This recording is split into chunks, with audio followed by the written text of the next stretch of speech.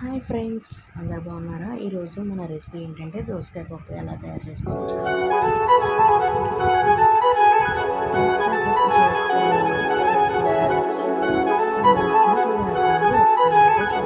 Friends, దోసకాయలు, onions 2, టమాటోలు 2, మిర్చీలు 3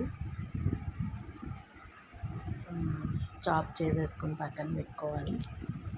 కందిపప్పు 2 గ్లాసులు బాగా వాష్ చేసేసుకోవాలి. బాగా వాష్ చేసేసుకున్నాక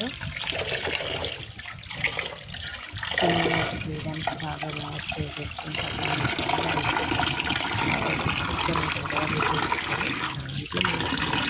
చాలా మెత్తగా బాగా ఉడికి బాగా వస్తుంది.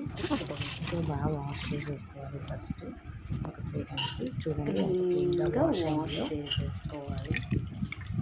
బాగా వాష్ చేసేసుకొని కావాల్సిన నీళ్ళు తగినన్ని నీళ్ళు పోసుకోవాలి.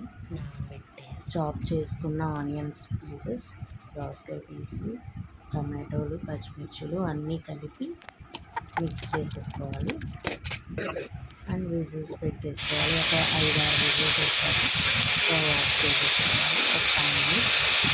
కొంచెం వాటర్ ఉంటుంది పప్పులో, అది బాగా కొంచెం స్టవ్ ఎక్కించుకొని పొయ్యి మీద పెట్టేసుకుని కొంచెం చిక్కబడేదాకా ఉంచుకున్నాక పసుపు, ఉప్పు, కారం అన్నీ వేసుకోవాలి. వేసుకున్నాక పోపు వేసేసుకొని వేరే గిన్నె షిఫ్ట్ చేసేసుకోవాలి. అంతే, దోసకాయ పప్పు రెడీ.